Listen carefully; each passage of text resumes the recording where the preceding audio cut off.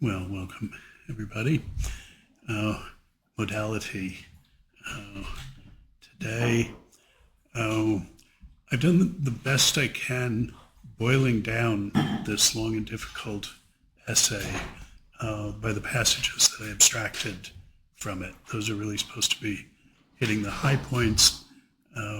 If you didn't get to spend all the time you should have with the essay itself, that's the next best thing. And my general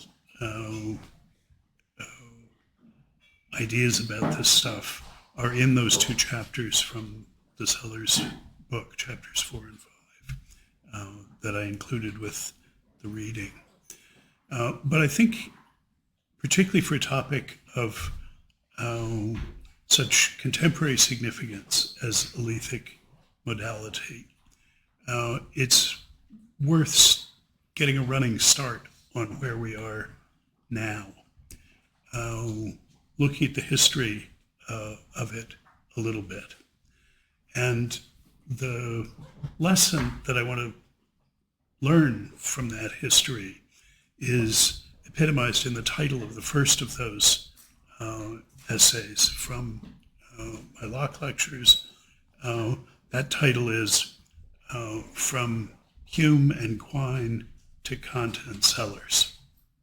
And implicit in that is the idea that Sellars is to Quine as Kant is to Hume on the topic of modality. So maybe we can start off with Hume, empiricist, critic, and skeptic about lawfulness, about necessities, but also about mere possibilities. And this starts off as an epistemological claim, an epistemological puzzle. He says, look, I know what it is for things to actually happen. Many of those things are observable. I can find out about them from experience. But now you philosophers tell me there's a distinction among the things that happen between the things that merely happened to happen and the things that had to happen.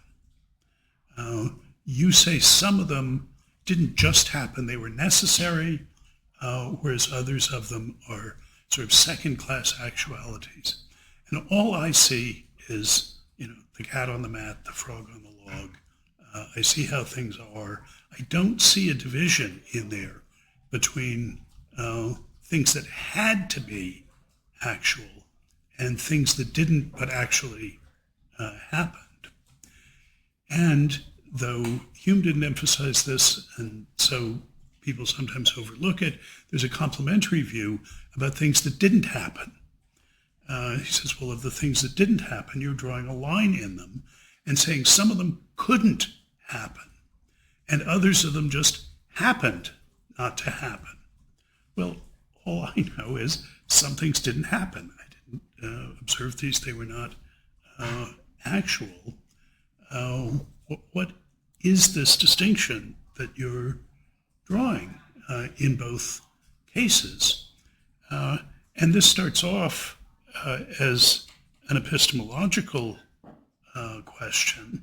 So how would I know what the difference is between these two flavors of things that either were actual, two flavors of actual things, and two flavors of non-actual occurrences, things that didn't happen? But really at base, sort of more deeply, it's a semantic question. What in the world do you even mean by drawing this line? Now, Hume wasn't in a position to distinguish between the epistemological question and the semantic question.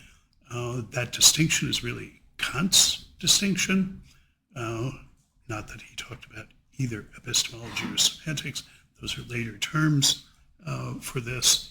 But it was really Kant who saw that underneath questions about what we could know were questions about the intelligibility of various kinds of content. And that's what he uh, understood as the issue. And Quine is a Humean in this regard. He has epistemological questions about how we could know about necessities and mere possibilities, those being the strong form of actuality and the strong form of non-actuality, if you will. He had another reason that Hume didn't have. Quine was coming out of logical empiricism, not out of traditional British empiricism. The logical empiricism of the Vienna Circle saw itself as a successor of British empiricism, but adding to that the powerful modern methods of modern logic. They saw, well, the trouble was the original empiricists were right in thinking that all knowledge starts with sensory experience, with what's observable by our senses, but they didn't have enough glue to stick those sensory bricks together. They had to use notions like association and resemblance, and the job of building up everything we take ourselves to know from those bricks, which they were basically right about. It was too hard with the tools they had, but now we have logic, and we can use quantifiers and the whole of Principia Mathematica apparatus in order to build other claims out of claims about what we can directly observe. But that logic is purely extensional. It doesn't appeal to modality. For Quine, basically, if you couldn't say it in PMEs, Principia Mathematica, then you couldn't say it.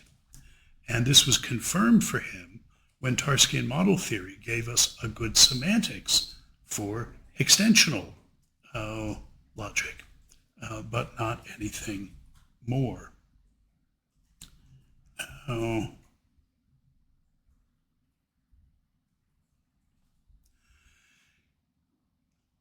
Quine's teacher, C.I. Lewis, who was also Sellars' teacher, and both were greatly influenced by him, had done the first real modal logics. Well, anyway, the first since Aristotle, or the medievals, the first modern modal logics. The first modal logics that were done after we had modern logic, Phrygian and Russellian logic. C.I. Lewis's first book in 1911, and then he worked on that through the 40s. Quine learned modal logic from C.I. Lewis, but it was purely axiomatic. And the two most powerful systems that Lewis considered, what after his nomenclature ever since have been called S4 and S5, are distinguished by the crucial axioms. The S4 axiom that if something is necessary, then it's necessary that it's necessary. And the S5 axiom that if something is possible, then it's necessary that it's possible. And Quine's view about these was, well, you can see how to manipulate these syntactically, axiomatically, but what in the world do they mean? When we ask, well, which is the correct logic of necessity? We're asking, well, is it the case that if something is necessary, it's necessary that it's necessary? If something is possible, that it's necessary that it's possible? It's just, I don't even know what question I'm asking when I ask that. And being able to manipulate the axioms doesn't tell me that. There is no clarity about that modal logic like there is about the extensional Frege-Russell logic. And in particular, if we try as C.I. Lewis never did, to integrate quantifiers into it, then a whole new can of worms is opened up.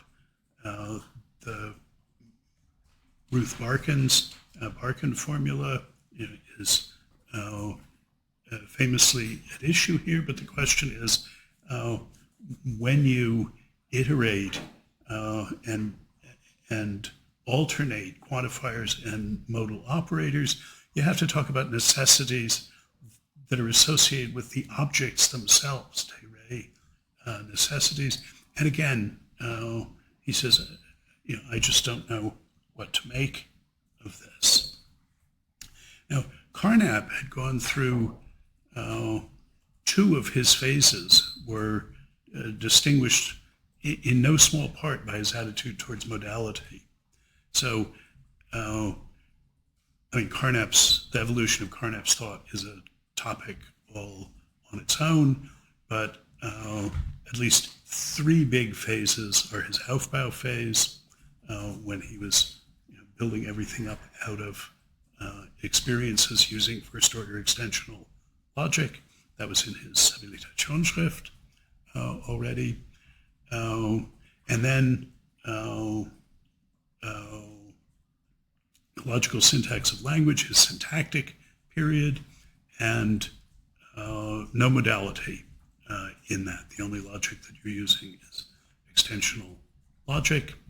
But in his semantic period, his post-Tarski period, in his 1940s book, Meaning and Necessity, he embraces modality, but treats it as analyticity.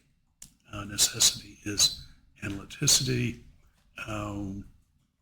It's a phenomenon of meaning, so not something to be found in the world.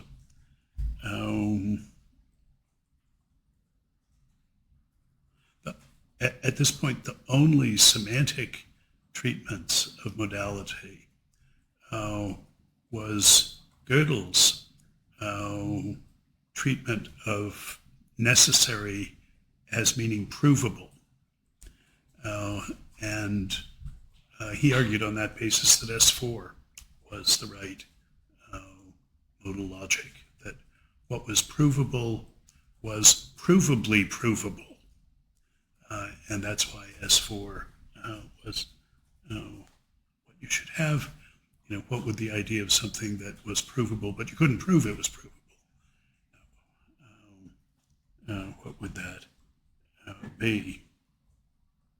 But none of this moved Quine, and who saw problems with the clump of concepts that included necessity and analyticity. Parenthetically, he never questioned Carnap's running together of those things. The one who really did was Kripke, whose essay Naming and Necessity is self-consciously referring to meaning and necessity, and starts off with the idea that analyticity is one thing and necessity is something else.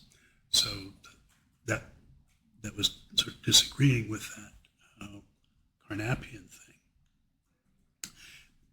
And Quine sort of ruled the roost philosophically. His questions about the intelligibility of modal concepts, he famously described C.I. Lewis's logics, modal logic in general, that's what modal logic was, as engendering an illusion of understanding, because you could calculate with these things that made you comfortable and made you feel like you understood them. But if you pressed on it, you really didn't do it. And then, I think in retrospect, we have a sort of attitude about the modal revolution of the 60s and early 70s that is, to paraphrase Alexander Pope, as though modality and nature's laws lay hid in night, God said, let Kripke be, and all was light. That's in general what I think our picture of this modal revolution is, and it's true. I think of the modal revolution as having three phases, and the first one is Kripke's possible world semantics for modal logic, saying exactly what the difference between S4 and S5 is in terms of the accessibility relations among possible worlds, and giving us the first workable quantified semantics for a quantified modal logic. The original paper, though not the most famous one, was published in Acta Philosophica Fennica, Finnish logic journal. Kripke produced the original proofs when he was 14. His most famous pair of papers weren't published in the Journal of Symbolic Logic till he was all of 19, but that was basically a publication delay. So now we had a semantics. We had what Quine asked for. That was a semantics for modal logic, that is, for the box and the diamond, for operators expressing necessity and possibility. My own view is that if that was where the modal revolution stopped, it wouldn't have made that much difference to philosophers. It was really the second wave that I see as most important, and that was Richard Montague, David Kaplan, David Lewis, Barbara Partee, Robert Stolnicker, using the semantic apparatus that Kripke had introduced to give an intentional semantics more generally for non-logical vocabulary. Here the index document, I think, is a 1970s big fat collection called The Semantics of Natural Language.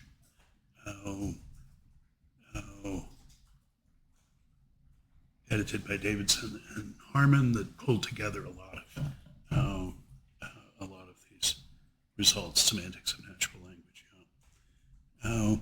Phase 3 was Kripke's 1971 lectures, Naming a Necessity, that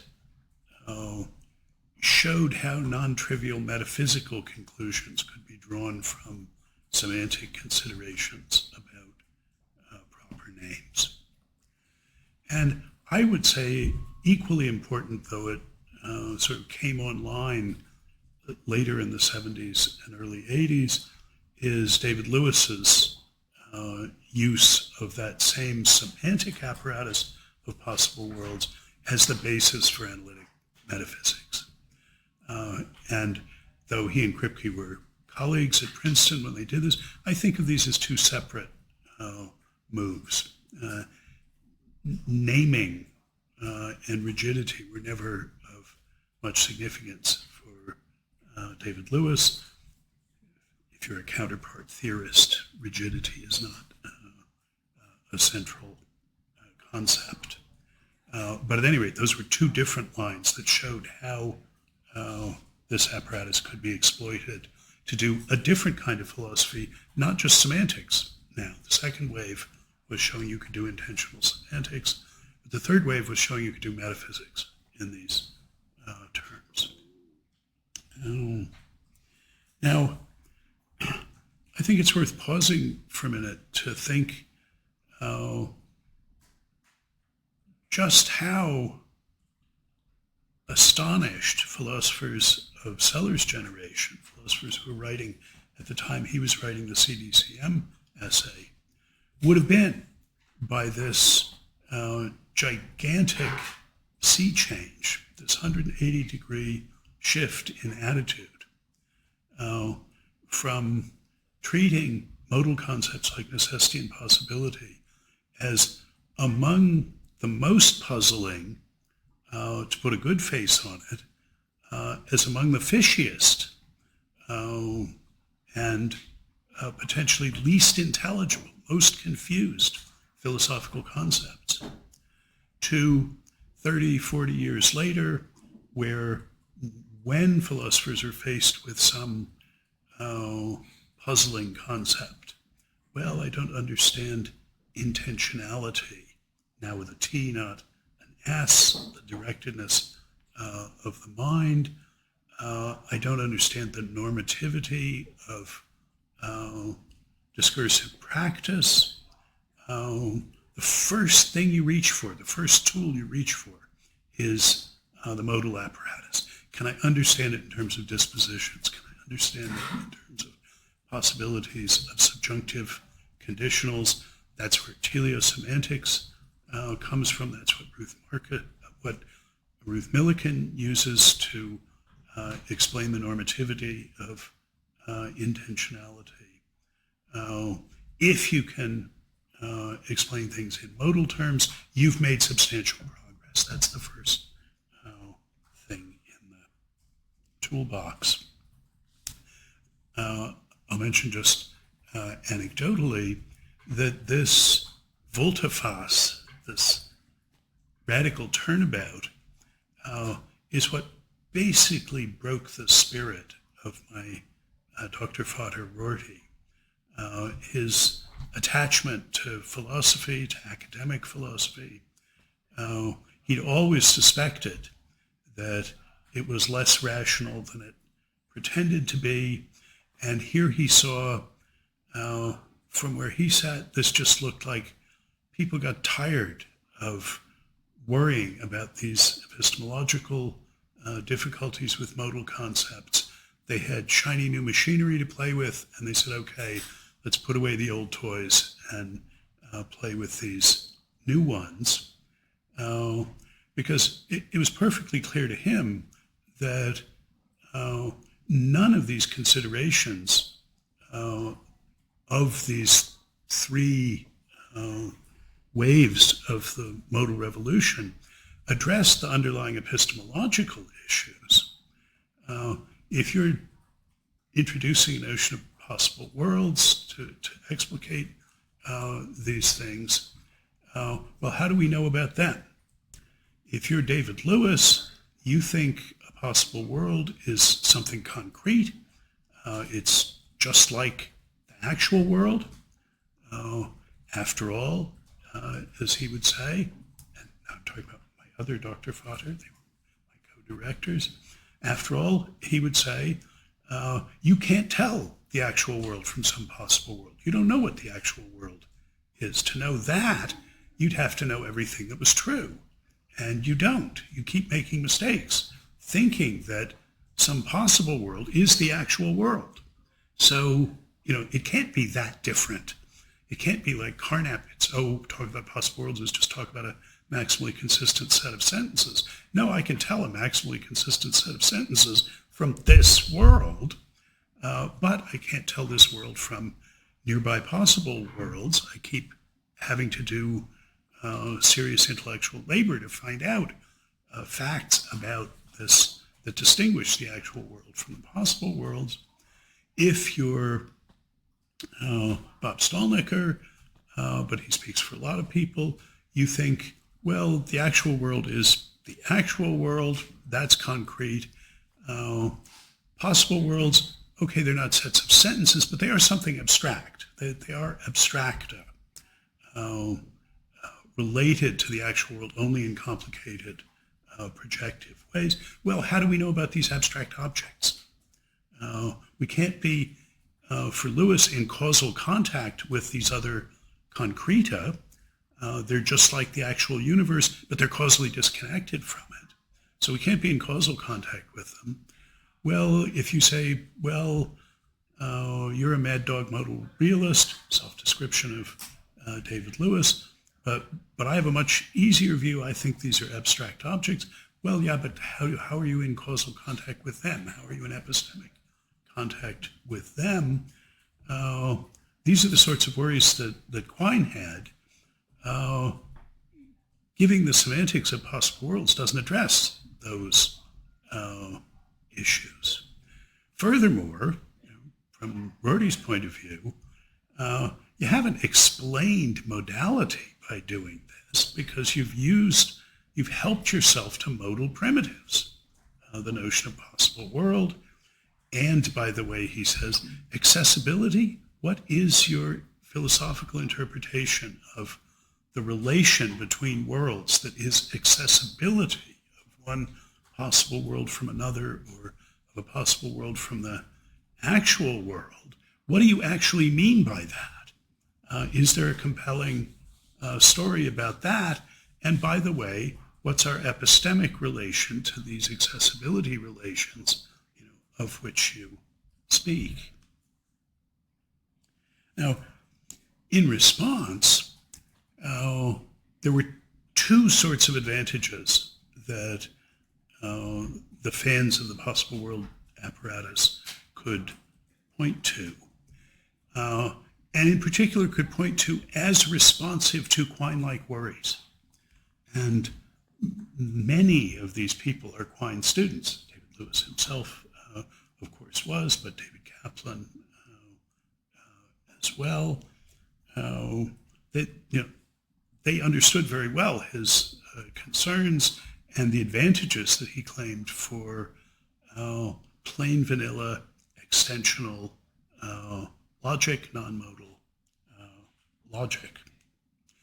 But there's two senses in which they say, no, we've shown you how to bake a modal cake with extensional ingredients. So you shouldn't be unhappy with this. If you understand extensional stuff, then you can understand intentional with an S modal stuff as well. So you ask,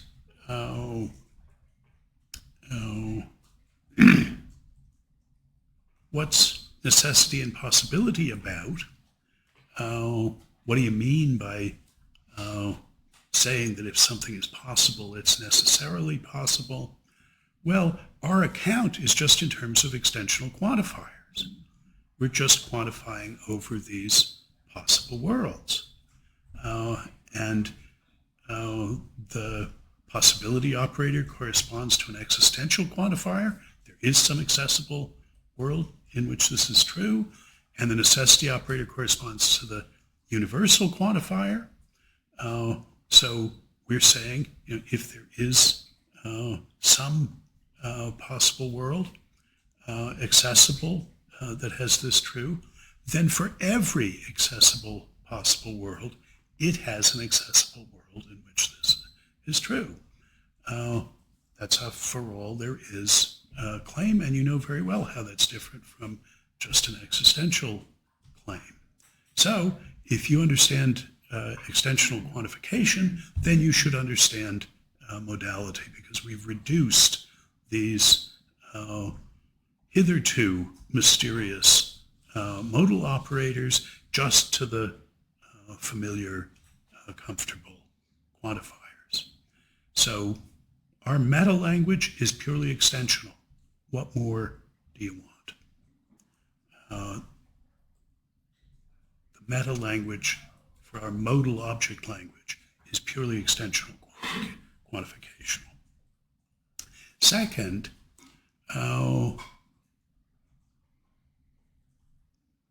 the specification of each possible world can be done in an extensional language. You just say what's true at that world. There's a cube made of wood. Maybe that's all that's in the possible world. But saying that it's wood doesn't appeal to any modal funny business. Saying it's a cube doesn't. And now we can show you how, given these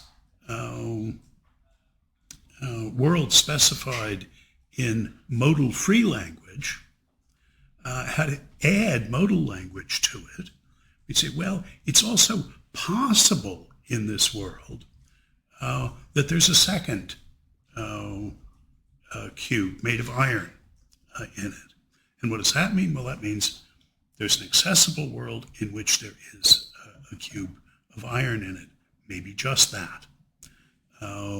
But that's what we mean when we say the modal claim, it's possible that there's a cube of iron.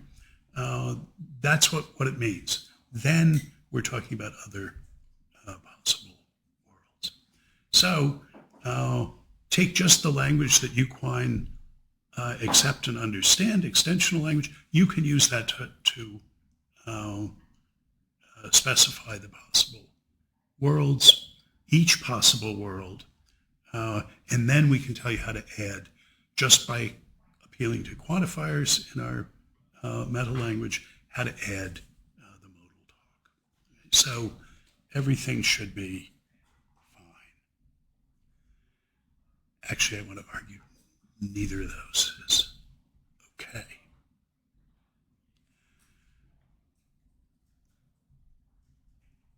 But if we ask this question, what good reason is there to treat the modal concepts as ultimately intelligible in the light of these epistemological considerations?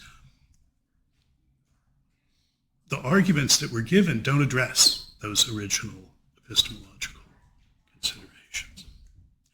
But there is a good reason, a cogent argument for the new comfort with alethic modal concepts. And Sellars gives it to us in this essay in 1958-59. And it's a version of Kant's response to Hume that says, look, the reason you can't understand epistemologically these modal concepts is because you've got a bad epistemology. Your arguments against the knowability and intelligibility of modal claims are bad arguments. And Sellars is going to make a version of that same move at the dawn of the 60s, saying,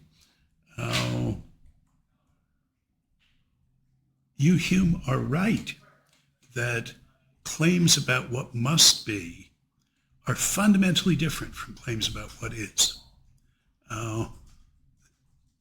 You're just right about that. So your question, how should we understand the relation between these? That's a good, deep question.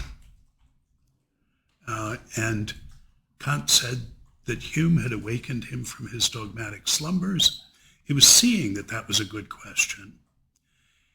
And it was seeing that Hume, though Hume doesn't put these together, also asked a parallel question about the relation between is and ought. That is not just about alethic modality, but about deontic modality as well. Again, ask the question, what is the relation between these things? And Kant's answer, focusing on the alethic modal question, though so we'll see there's a parallel in the other one, is the notion of categorical concepts, pure concepts of the understanding, which on Sellars' reading means, Sellars' reading of Kant now, means concepts whose fundamental expressive role is not describing and explaining the antics of empirically available objects. That's what ordinary empirical descriptive vocabulary does. And you, Hume, have taught me that that's not the expressive task of modal vocabulary, of talking about laws and necessities. Rather, there's another class of crucial concepts, categorical concepts, whose expressive role isn't to describe and explain, but to make explicit features of the framework, the conceptual framework that makes it possible to describe and explain the antics of empirically accessible objects. So mostly what I want to do is articulate that conception. I'll mention that this should be a familiar point by now, that in the same way that Hume awakened Kant from his dogmatic slumbers, Carnap awakened Sellars from his. He had an epiphany too, and that was when he saw that in the logical syntax of language, in the use of metalinguistic concepts as distinguished from object language concepts, which Tarski had introduced, but Carnap had really run with, had generalized. Carnap actually had a version of this Kantian categorical thought, that those framework explicating concepts that Sellars was familiar with from reading Kant now showed up in their proper guise as metalinguistic concepts. And that was the master idea that he really built all of his thought around. Now, being in the vicinity here, we've seen both of those moves. I can't resist a little excursion on Kant here. He is still the great master of us all. I think his three biggest ideas are the normativity of the intentional. That's sort of where we came in, that what distinguishes judgments and intentional doings from the mere responses of natural creatures is that judgments and intentional doings are things we're in a distinctive sense responsible for, that they're exercises of a distinctive kind of authority that we have to make ourselves responsible. That's the first idea. And the second idea, these are all interconnected in Kant, is his idea of autonomy at the center of his practical philosophy, with this really astonishingly deft transformation of an idea of his hero Rousseau. People couldn't understand why in Kant's spare writing room, the only decoration was a portrait of Rousseau. Rousseau, this incredibly messy, immoral character, and Kant, whose fellow citizens set their watches by his daily walks. But it was because of Rousseau's definition of freedom, when he said in the social contract, obedience to a law one has laid down for oneself is freedom. And Kant, in an incredibly deft philosophical move, transforms that definition of freedom into a criterion of demarcation of the normative. The difference between compulsion by forces and compulsion by, and exercises of freedom, compulsion by norms, is whether one is subject to a rule that one has laid down for oneself, or whether the rule comes from somewhere else. Whether that somewhere else, that heteronomy, is things and physical forces or other people. That's the difference between genuine normative compulsion. You're only normatively responsible for commitments you've made yourself, for laws you've laid down for yourself. The third big idea of Kant's, I think, is this idea of categorical concepts, that in order to understand ordinary empirical descriptive concepts, you have to understand what's made explicit by these categorical concepts that articulate features of the world and of us that make description and explanation possible.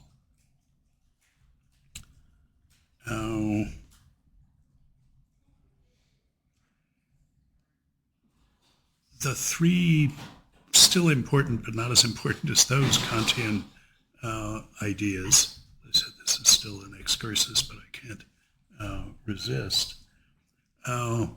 is what I already gestured at, is assimilation of alethic and deontic modalities, of those two senses of must, the sense of must in which a falling object must accelerate at 32 feet per second, and the sense of must in which you must not torment your sister like that, as we say to the child.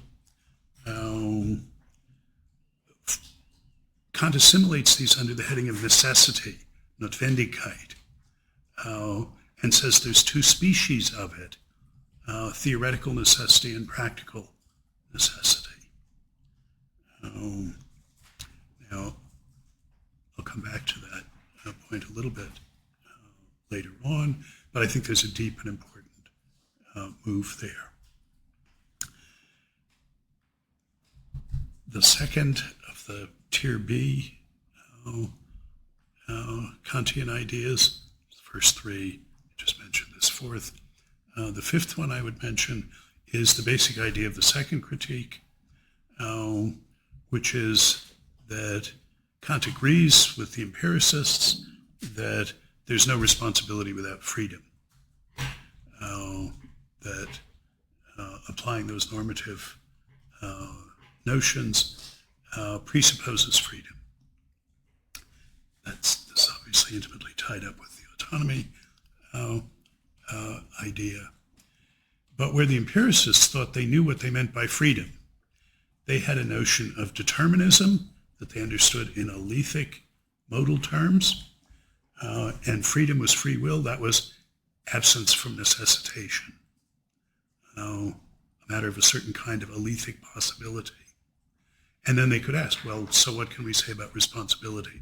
Well, if we're determinists, we got to be against it. If we allow possibilities, well, what can we say about responsibility? That was the empiricist order of explanation. Kant starts off the second critique by turning that on its head, understanding the deontic as prior in the order of explanation to the alethic. He says, well, there is responsibility. After all, we are knowers and agents. And first big idea said, that's a normative notion. We are responsible. What notion of freedom is compatible with that? What notion of freedom is involved in that kind of responsibility? And of course, autonomy is going to be the answer to that. And one last idea, not same order of magnitude as the first three, but one that matters to Sellars in Science and Metaphysics, devotes the first chapter of the book to that, is Kant's moving on from broadly Aristotelian principles of identity and individuation for objects in terms of their essences and their accidents, to Newtonian principles of identity and individuation in terms of location in space and time. That was in its own way a huge move. And it's the reason the first critique starts off the way it does. Just to finish this excursus, for many readers of Kant, probably for Kant himself, what's most striking about this list of 6 big ideas that he is interlocking is what's not on it. I mentioned the beginning move, the strategy of the second critique. I didn't mention the categorical imperative. That's sort of where he ends. Maybe that's a great, big, important idea. I'm not convinced. I didn't mention transcendental idealism,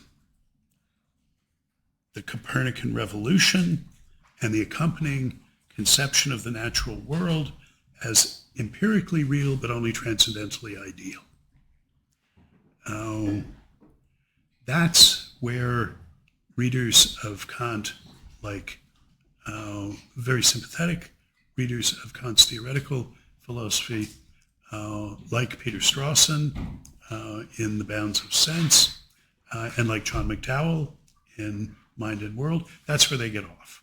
They say, no, the transcendental idealism, can't see that that's a good idea, can't see that as properly revolutionizing our understanding of things. That's worth keeping in mind because that's the idea that Sellars, as a metaphysician in Science and Metaphysics, commits himself to reviving, to showing it is a good idea. It is a transformative idea. We should run with that idea. And basically that idea is what we're going to worry about for the rest of the course, starting already next week. So look, the Kantian background is really important. But if Kant is right that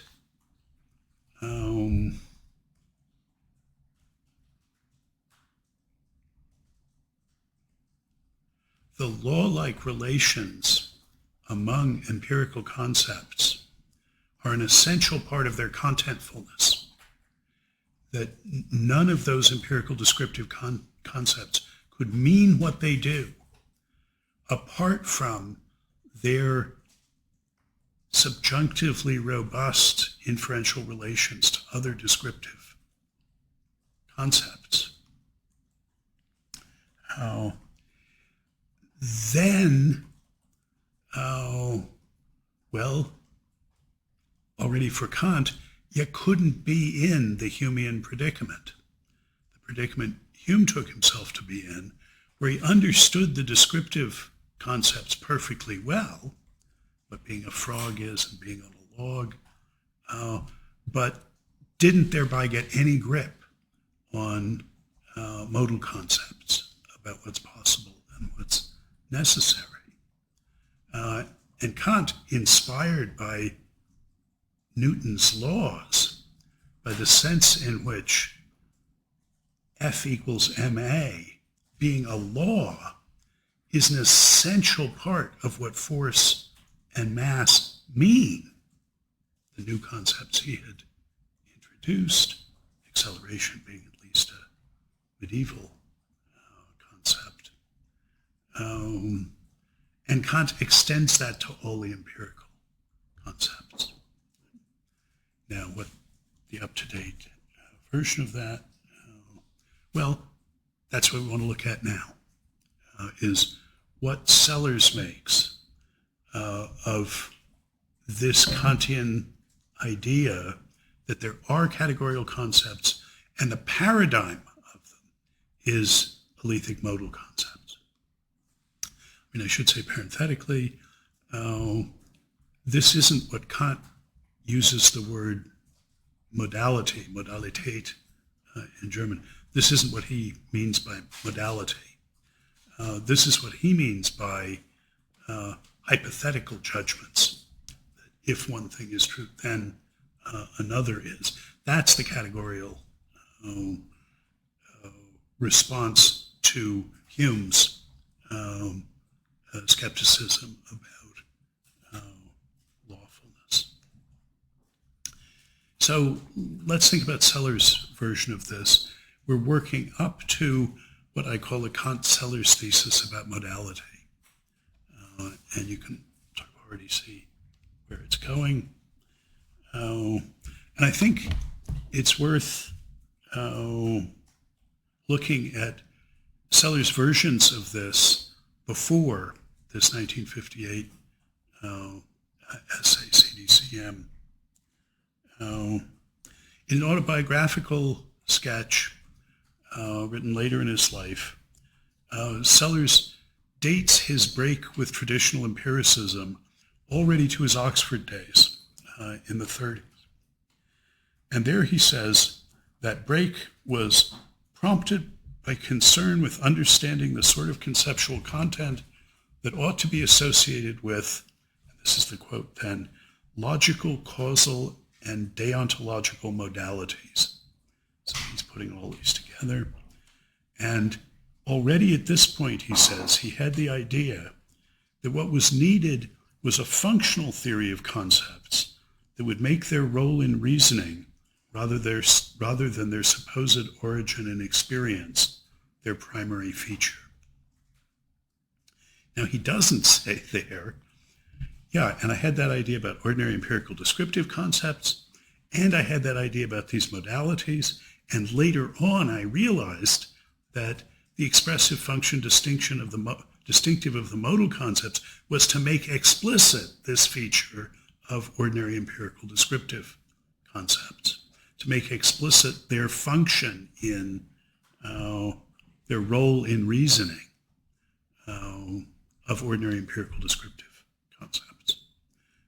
But in Sellars' own understanding of his development, he started off thinking empiricism had gone wrong by only looking upstream to where the ideas come from and not thinking about the role that they played in reasoning.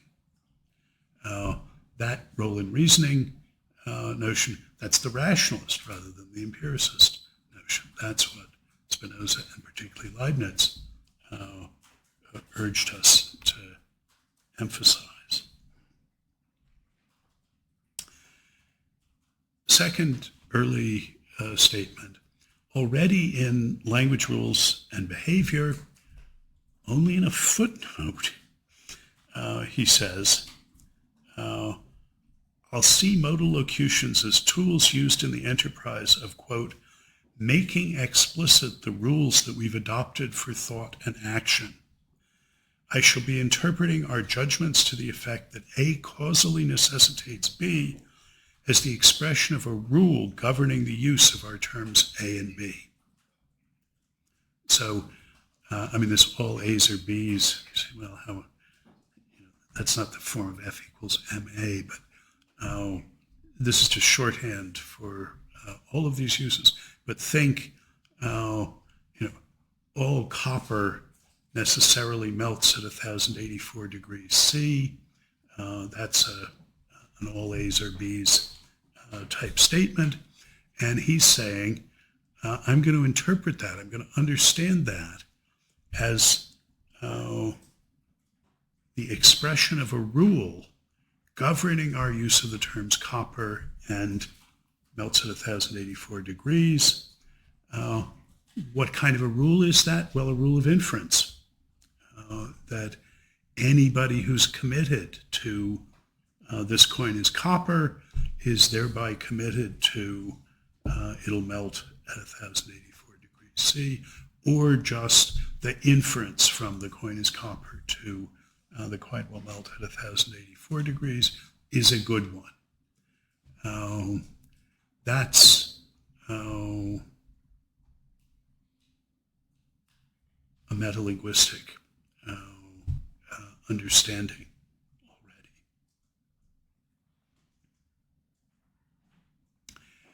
But he's very much aware that that line, which, as I say, he mentions in passing as a footnote in the article about language and rules, but already had the idea, that it faces the problem that when I say what the melting point of copper is, I'm not talking about language. I'm saying something that would be true even if there weren't ever any language users, never mind any users of English. I'm saying something that you could say equally well in German, and then it isn't a rule for the use of the term copper and melting, but presumably for other things. And in CDCM, in section 81, he says, it's sometimes thought that modal statements do not describe states of affairs in the world because they're really metalinguistic. Well, that is something that Carnap, in Meaning and Necessity, says, though he didn't have it, this version of it. This won't do at all if it's meant that instead of describing states of affairs in the world, they describe linguistic habits. It's more plausible if it's meant that statements involving modal terms have the force of prescriptive statements about the use of certain expressions in the object language. Yet, there's more than one way to have the force of a statement, and failure to distinguish between them may snowball into a serious confusion as wider implications are drawn. Well, so he's saying don't make the mistake of thinking that all these statements are descriptive. The metalinguistic statements are just descriptive of regularities in the use of the object language. No, under the umbrella of his anti-descriptivism, he says there's something else going on here. They have the force, but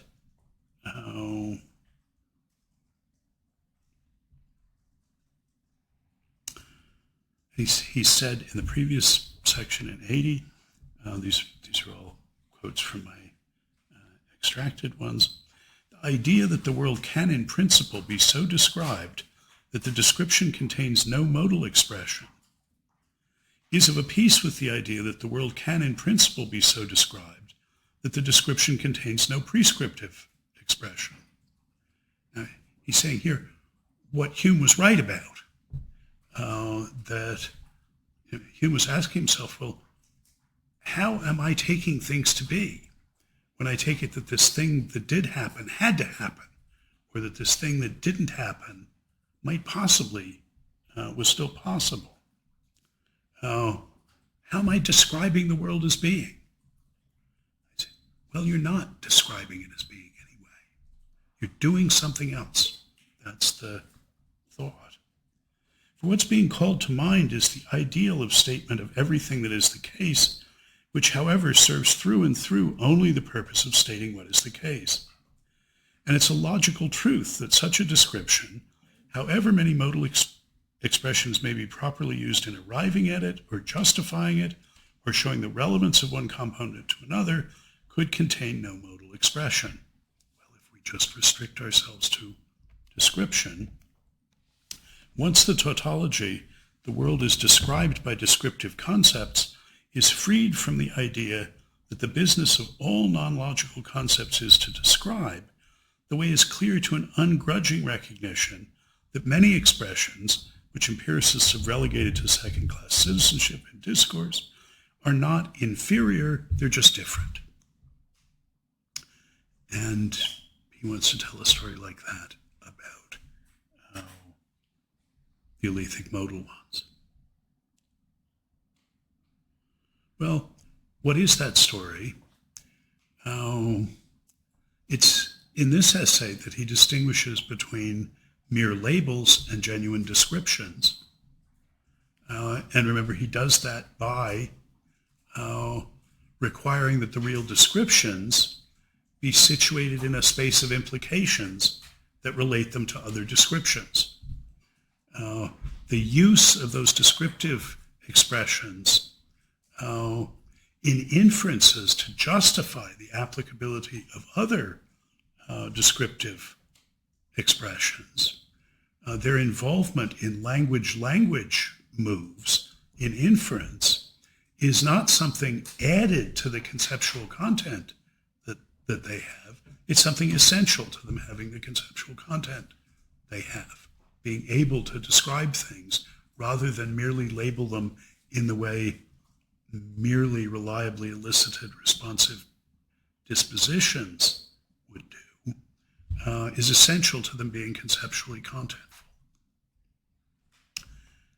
And that's to say that the use of descriptive expressions in explanations and justifications of the applicability of other descriptive occasions, using the applicability of one descriptive concept as a premise from which to conclude that some other one is applicable. This is crimson, so it's red. This is a triangle, so it's a polygon. That the relations of implication exploited in justification, in explanation of the applicability of other descriptive expressions, that's intrinsic to the conceptual content. In the old-timey jargon I mentioned last time, those relations among conceptual contents are internal relations. Their standing in those relations is essential to them having the descriptive content that they do. Quine actually saw that connection, and one of his characteristic aphorisms in Two Dogmas of Empiricism is that meaning is what essence becomes when it's detached from the thing and attached to the word. The thought was the essence of something is its internal relations. Accidents are merely the external relations. He says the notion of meaning is just that notion of essences consisting in internal relations when it's detached from the thing and attached to the word. So, though describing and explaining, this is from 108 in CDCM, though describing and explaining are distinguishable, they're also, in an important sense, inseparable. It's only because the expressions in terms of which we describe objects locate these objects in a space of implications that they describe at all rather than merely label. The descriptive and explanatory resources of language advance hand in hand.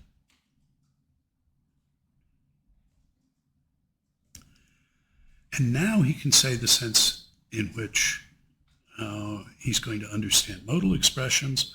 Well, now we have to go back to section 80 of CDCM, but the view is to make first-hand use of these modal expressions is to be about the business of explaining a state of affairs or justifying an assertion. Well, really, it's to be about the business of making explicit those implicational connections in virtue of which explanation and justification are possible.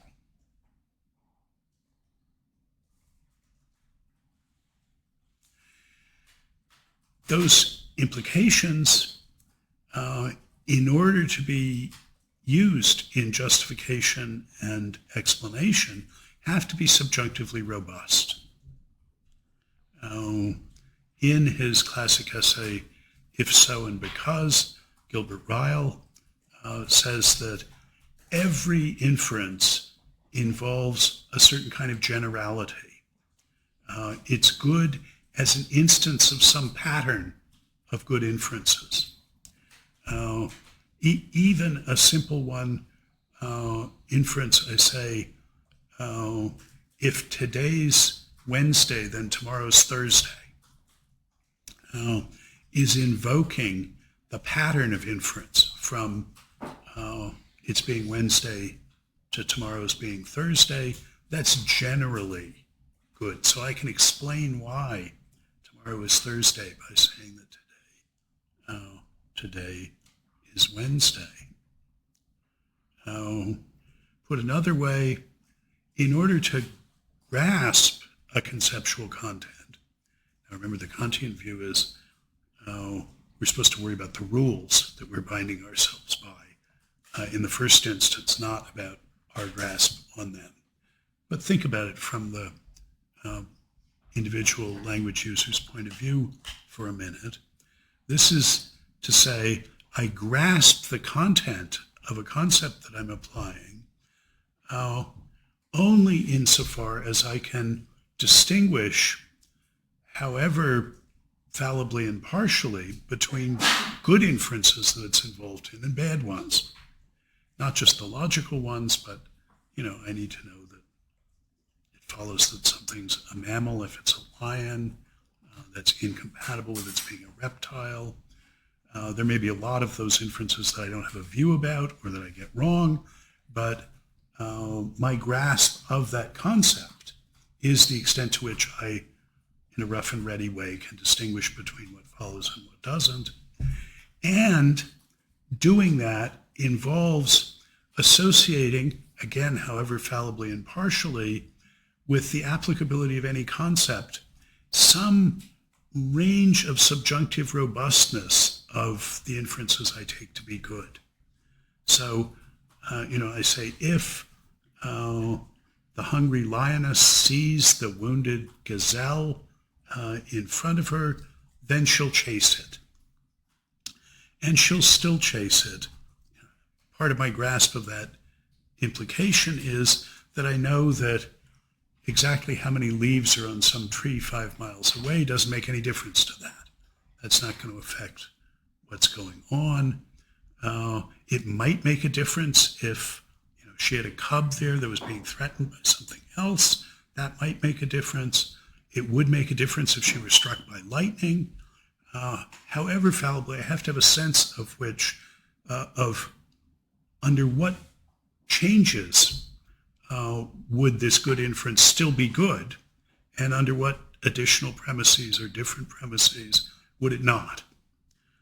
There may be some of them that I can't do that for, partial grip. There may be some of them I get wrong, but my grip on the concept of a lion involves knowing sort of what follows from being a lion, what's evidence for it, what's incompatible with it, and for each of those inferential connections to have some grip on that range of subjunctive robustness. And his idea, following out Kant's categorical clue, is that that's what alethic modal vocabulary makes explicit, is those subjunctively robust inferential involvements of descriptive concepts.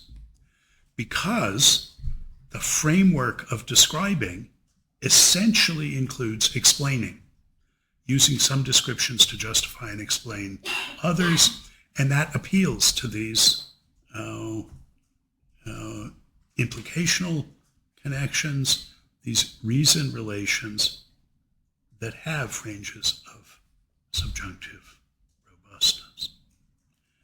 I mean, necessary just says, necessary is, quantificationally, it's saying no matter what else is true, the conclusion follows.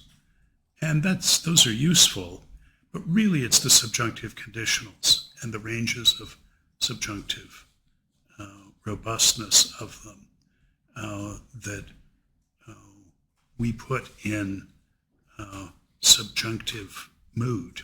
Say what would happen if, or what would have happened if. Yeah.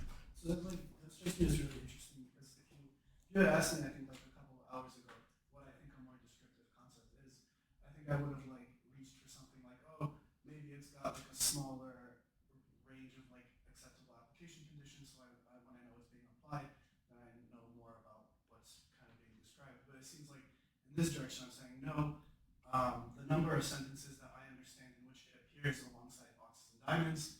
So the more modal vocabulary I can successfully use to describe the concept, the more descriptive it is.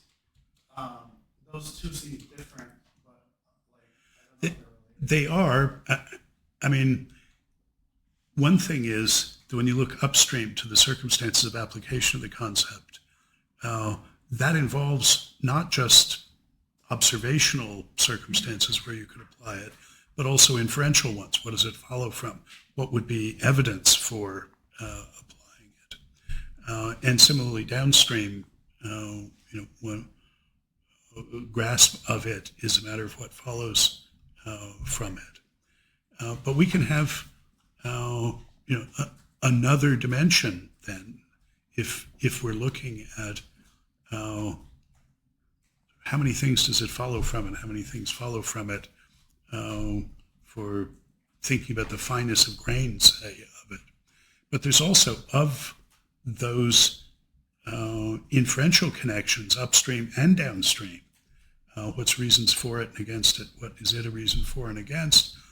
With each one of those, we've got a sort of fan of subjunctive robustness, of, well, and how much can you vary those circumstances and still have it follow? When I say copper necessarily melts at 1,084 degrees C, I'm saying no matter what else you throw in as additional premises. I mean, that isn't quite true under a strong enough magnetic field or gravitational field or whatever, but that necessarily is saying, don't worry about the range of subjunctive robustness. It's maximum. And that's what laws of nature are supposed to do.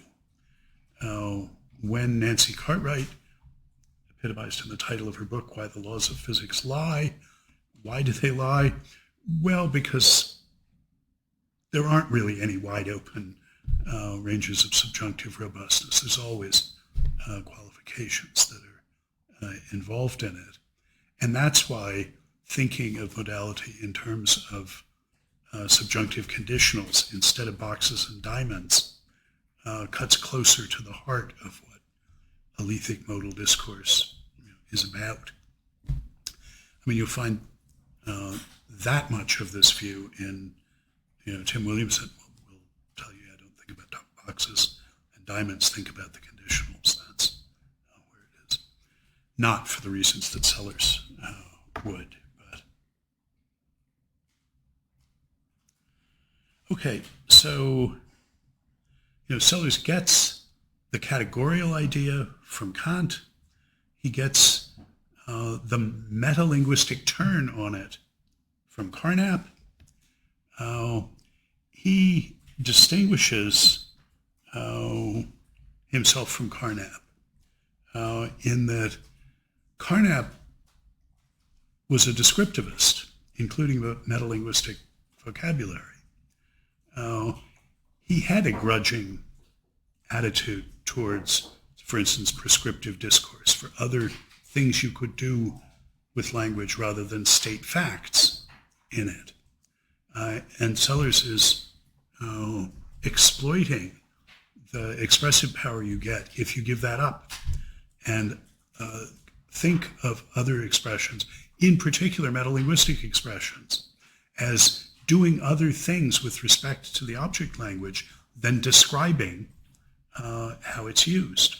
For instance, expressing rules, saying how it's properly used, which is not describing it.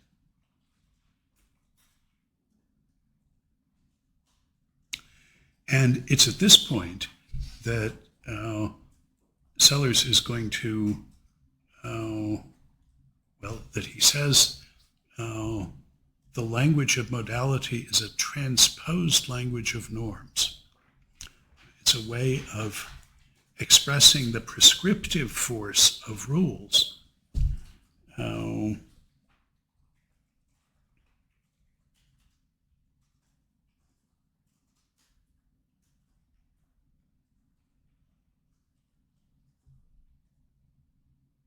Yeah.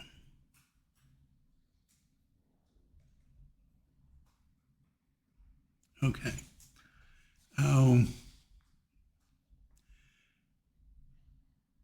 Sellars' view is broadly expressivist. He's saying, as sort of the model of expressivism is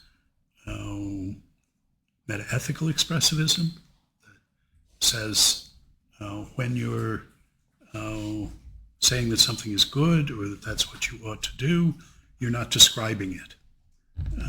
You're doing something else. Originally, sort of crudest forms in A.J. Ayer, C.L. Stevenson, what have come to be known pejoratively as boo-hurrah theories. You're expressing disapproval or approval of it.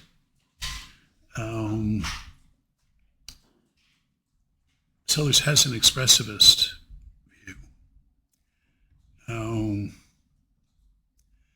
And in metaethical expressivism, where sort of most of the work in this area has been done, there's a sharp divide between first wave metaethical expressivists, Stevenson and Ayer, or paradigmatic, and second wave ones, Simon Blackburn, Alan Gibbard, are explicitly understand themselves as second wave ethical expressivists.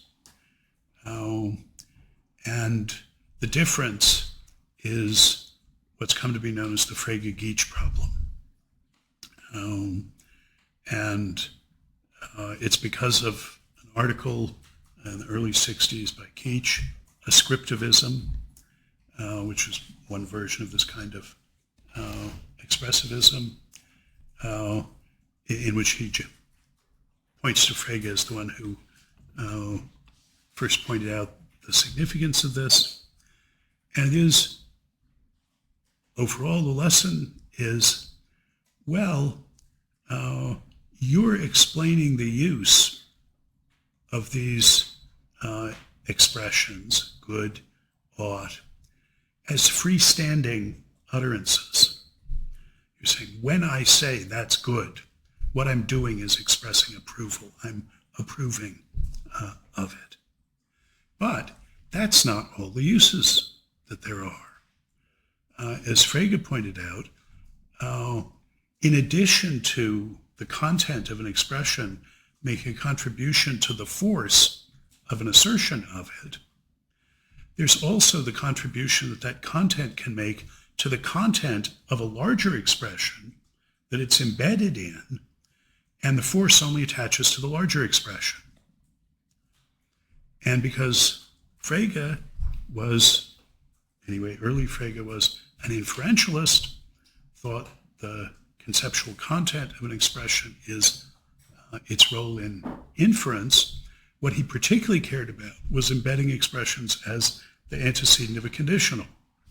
So if I say, if that's a good thing to do, then you have reason to do it. There's a conditional. I've used the expression good. I have not expressed approval. I say, if you do A, if doing A is good, then you have reason to do it, to do A. I have not expressed approval of doing A because I didn't assert doing A is good. That was only the antecedent of a conditional. What is an expressivist to say about this? The way Geach argues for this is paradigmatic. He says, what are the rules for this game?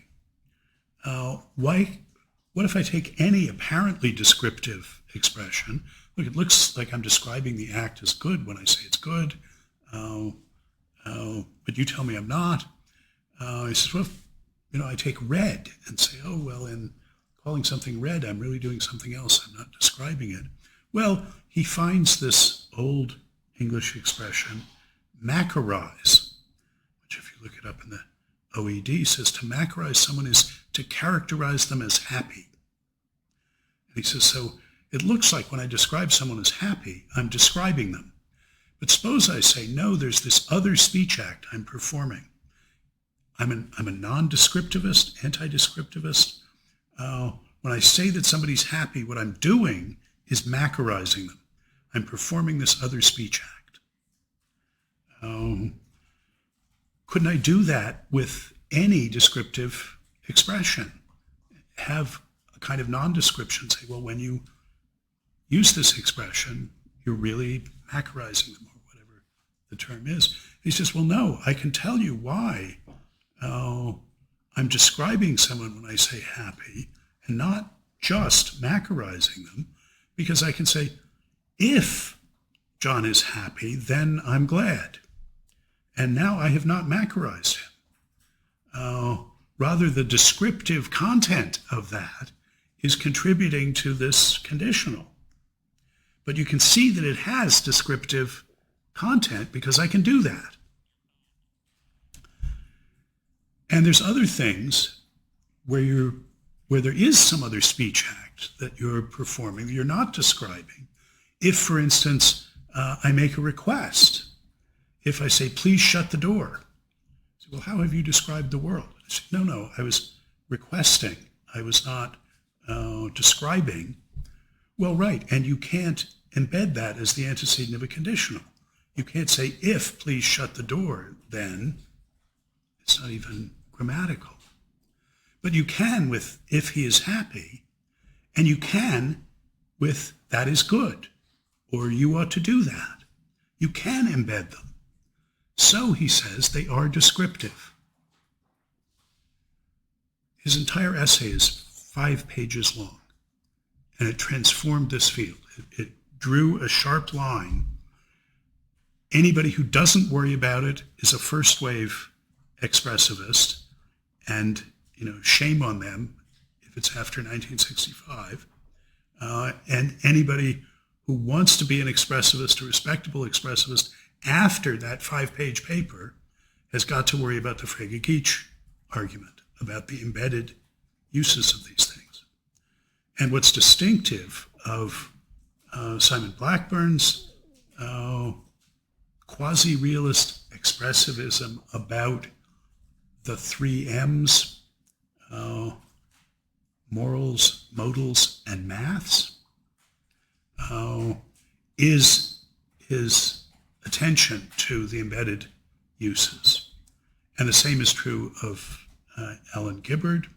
And you can see sort of roughly how it goes. You say, well, the main thing to understand about these expressions that I'm going to give an expressivist account of is what you're doing when you use them unembedded. But because of that use, they get, as a sort of echo, a descriptive content. It's just you can't understand that descriptive content except in terms of what you're doing in making the unembedded use of them. So they need some story to get a kind of descriptive content from the force use in order to explain the embedded uses. Yeah. And could you look at something like please shut the door rather than as, you can't embed it in a conditional. Could you look at it as a conditional and then self-describing your desires where you're like, if the door is open, then I would like it to be closed. Because if you said please shut the door, thinking that it was open, and we all looked and the door wasn't open, nobody would do anything. So we would have the description seems to be about what you would like rather than about Well, just merely open. yes, that's a program for doing just what I said the second wave expressivists have to do. That is to find some implicit descriptive content in there that can account for the contribution that the occurrence of a statement like, I request you to close the door, which is a description inter alia, and does embed in conditionals. So, it's not grammatical to put an imperative sentence rather than a declarative one as the antecedent of a conditional, but there are declarative sentences that have enough descriptive content to be antecedents of conditionals and also have that kind of imperative force. If I request you to open the door. What I can't do is put in something that makes it a pure imperative. I can't say, I hereby request you to open the door. I mean, I can do that, but I can't embed that as an antecedent of a conditional. Is that responsive? I think so. I just think, like, to me, if it wasn't the case that, like, it's the description of you, like, the person was asking, then it might be that, like, for example, if you say, please close the door, and then the door is closed, but I open it and close it, so that way I meet your request.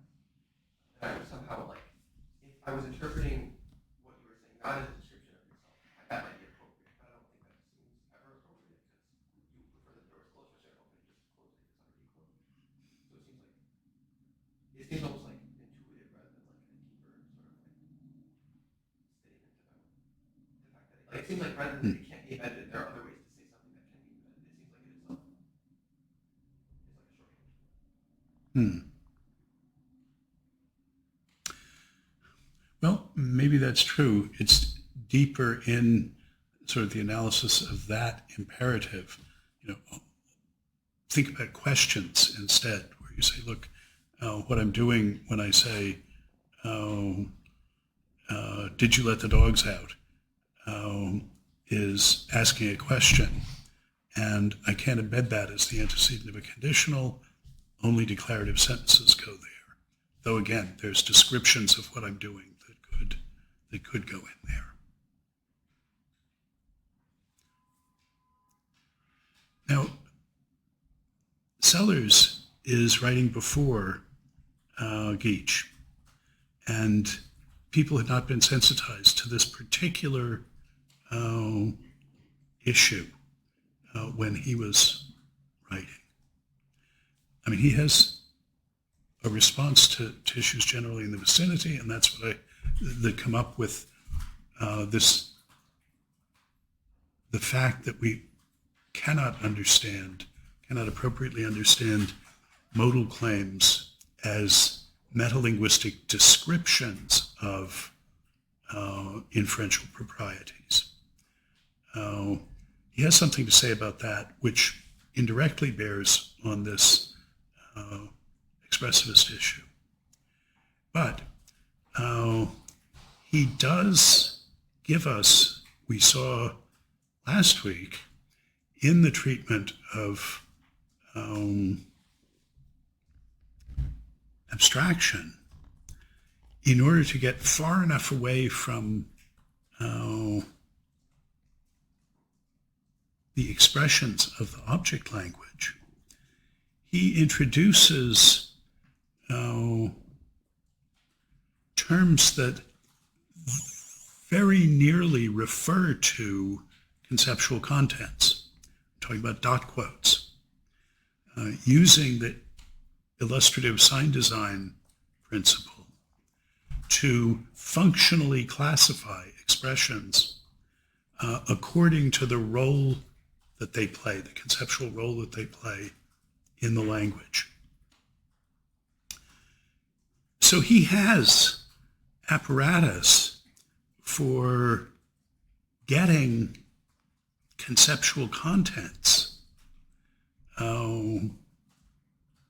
which could serve as the antecedents of conditionals. So that, one could say,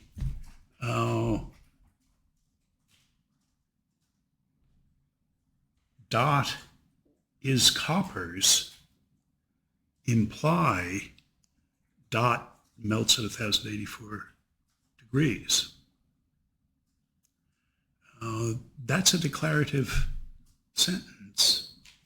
It's related to all copper necessarily melts, and it's related to the inference that is made explicit by that. But we could use it as the antecedent of a conditional if dot is coppers implied dot would melt at 1000 degrees. Now it's a counterfactual. But we could say what would follow from that. Then if I were to heat this copper coin to 1,000 degrees, it would melt. That's one of the sorts of conditionals that second wave metalinguistic expressivists about a lethic modality would have available to say what descriptive content was associated with the modal expression, even though it is not the content of the modal expression. So, I mean, I'm just waving my hands here, but it seems to me there's a serious but doable job of philosophical work here to take Sellars' dot quoting machinery and use it to give a second wave expressivist response to the Frege-Geach embedding issue about, as it's addressed to a lethic modal vocabulary. Sellars himself did not try to do this. He never, I believe, revisited the issue of how to understand modal discourse after this essay. And there could be lots of reasons for that. This essay ends without resolving all of the issues in it, and he may not have seen how to do it. But I can see some prospects and promise for using the apparatus that he introduces 4 or 5 years later, the dot quotes, to do for lethic modal discourse what second wave metaethical expressivists did for normative discourse. And that, I think, would be an estimable project. I think that would be worth doing on behalf of not just Sellars, but of expressivism about modal vocabulary. So anyway, there's something that's worth thinking about and doing. Okay, I see I've run well into our break time. Let's take 15 minutes and come back at 2:47.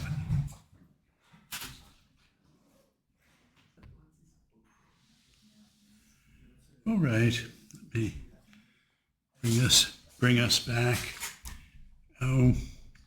So Sellars has a version of the Kantian categorical idea. And so he has his version of Kant's response to Hume, saying you can't be in the Humean predicament, the predicament that raises epistemological and ultimately semantic sort of intelligibility questions about the modal. You can't be in the Quinean predicament. Well, Quine said the Humean predicament is the human predicament, sort of doubling down on that. That is, you can't be in the position of understanding ordinary empirical descriptive vocabulary perfectly well and having no grip thereby on what's expressed by modal vocabulary. In using ordinary non-modal empirical descriptive vocabulary, you already know how to do everything you need to know how to do in order to use the modal vocabulary, in order to use the vocabulary of subjunctive conditionals. Because you have to already be able to use the descriptive vocabulary in justifications and explanations.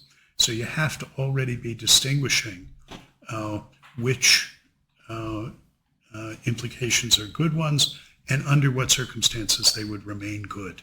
That is, ranges of subjunctive robustness.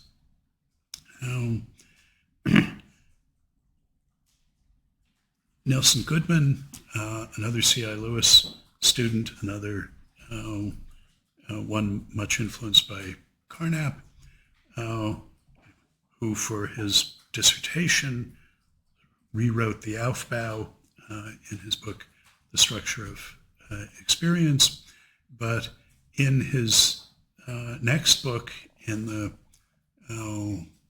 mid-50s, Fact, Fiction, and Forecast, addressed this distinction between subjunctively robust regularities, law-like regularities, and ones that weren't. And he said, the question is not the old riddle of induction, how do we come to know these modal things? It's what justifies treating some regularities as subjunctively robust in a way that others are not. And he points out that you can have two all A's are B's statements, and one of which we won't treat as subjunctively robust and the other of which we will. So he says it's true that all samples of copper that we've tested in the laboratory melt at 1084 degrees C, and that one you're going to treat as reason to think that if I take this new sample that we've never tested and heat it to 1084 degrees C, that it'll melt. But it's also true that all the coins in my pocket are copper, but you wouldn't think then that if I took this coin that wasn't in my pocket and put it in my pocket, that it would be copper. Not going to change for going in my pocket. That distinction between the subjunctively robust and not implications, that's part of our practice. We draw that distinction. What Goodman called the new riddle of induction is, well, yeah, and where do we draw that line, and why are we justified in drawing that line where we draw it instead of somewhere else? Whereas Hume was asking how it was intelligible to draw the line at all, asking us how do we understand that? But if we do already make those distinctions in appealing to one description of something as copper in justifying another, then all we need is the modal vocabulary to hook up to that distinction. We already know how to do everything we need to know how to do. And further, because every descriptive expression has to stand in implication relations to others, implication relations that support speech acts of justification and explanation, saying why one description applies by giving the applicability of another one as a reason for it. There aren't any modally insulated descriptive properties. There aren't any descriptive properties that you can apply that are independent of modal specifications.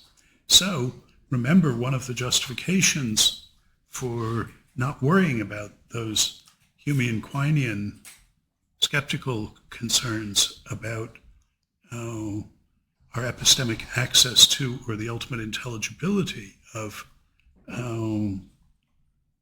modal expressions was that the possible worlds apparatus was going to let us leverage our understanding of non-modal vocabulary whose applicability depended only on one possible world. We were going to leverage that and see how we could add to that modally involved vocabulary whose applicability depended on what happens in other possible worlds.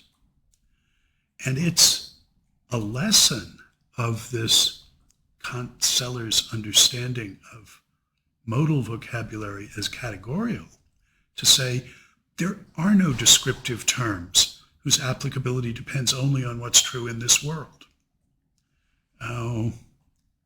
every term that we can say applies in this world has necessary conditions concerning what would happen if this cube is not made of wood. If it isn't true of it here, that it would burst into flame if you heated it to Fahrenheit 451. It isn't a cube unless if you were to count the vertices of it, you would get 8. No matter how sort of intrinsic the property you think of that you're specifying in this world, you say, well, there's a lion in this world. Well, it's not a lion unless it has lion DNA. It's not a lion unless it would respond in certain ways. If it were struck by lightning, it would be killed, unless. It's not a lion unless it would behave in all of these different ways under different circumstances. Every empirical descriptive predicate has got subjunctive necessary conditions. That is, nothing can have this property unless it would behave in various ways under other circumstances. So it was always a fantasy that we were, I'm sorry, would you shut that door? It always was a fantasy that we could specify a possible world using vocabulary whose applicability didn't make any reference, according to our own theory, to what's true in other possible worlds. Just because certain justifications, reason relations, explanations have to be good, and those all involve ranges of subjunctive robustness. So that promise of this new apparatus, that explanatory promise, that was a false promise. When we really think it through, it involved a notion of extensional properties as modally insulated, as having no inferential relations to any subjunctive, no involvement in any subjunctive inferences or implications as part of the very content, conceptual content that they have. The sphere isn't made of copper. It's not copper unless it would melt at 1084 degrees C.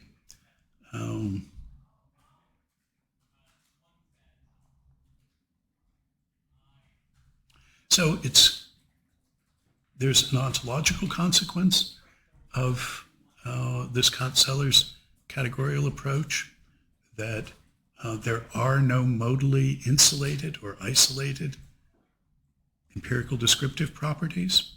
They all stand in subjunctively robust relations, explanation supporting relations to other descriptions.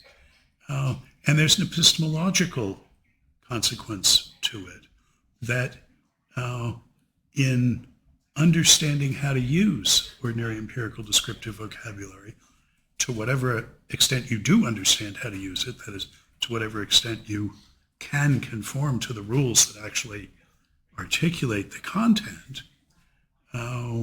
but in being able to use ordinary empirical descriptive vocabulary, you always already know everything you need to know in order to use explicitly modal vocabulary, to talk about what would happen if, to understand necessary and possibly. At most, you might need to be taught the word. Grasp of a concept is always mastery of the use of a word.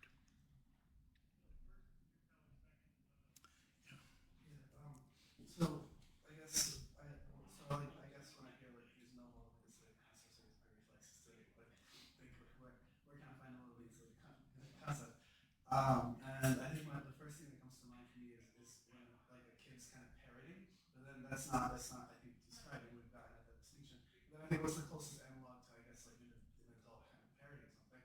It seems like in a very early kind of introduction of like scientific terms, like let's say the early stages of science or something like that, where we just have like a pattern of observation. We could just kind of say, oh, this kind of we can apply this term to such and such objects, and we don't really know what it says about the object or what we know about that, but it seems to fit into some like very kind of simple preliminary observational pattern that we're just kind of like dealing with at the outset. And at that, it just seems like we have like a purely extensional concept. I'm thinking these things are orthogonal, but maybe I have in mind different cases than you do. So,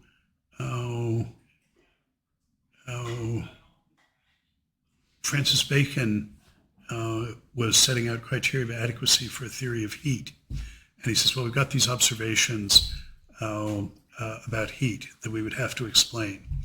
And they involve why snow melts if you throw it in the fire, why it hurts if you stick your hand in the fire, why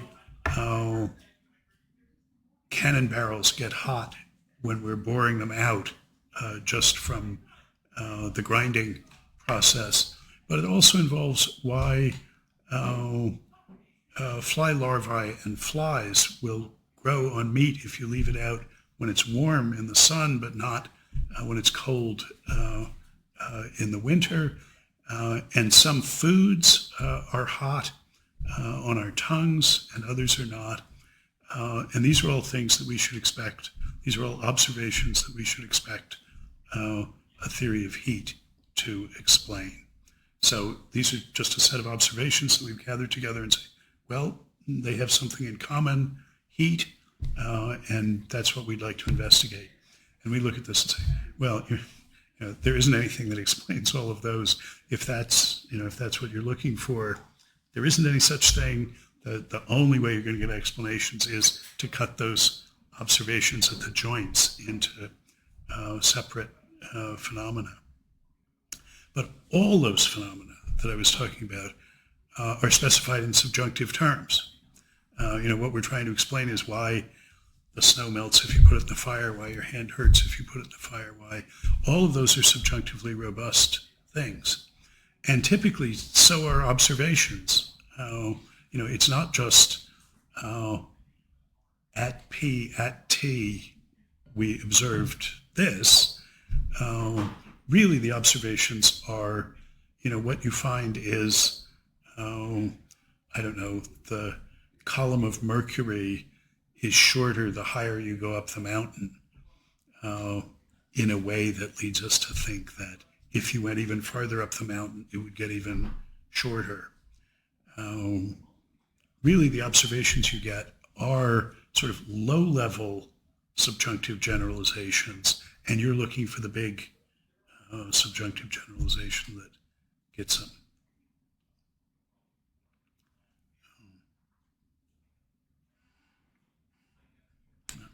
So it's because what you are making explicit using the modal vocabulary is part of the framework of describing things, because describing and explaining go hand in hand on this inferentialist understanding of descriptive content. Inferentialist now just in that the inferences are essential, doesn't say there couldn't be more, but you don't have description unless you've got inferences that support justification, reasoning, explanation.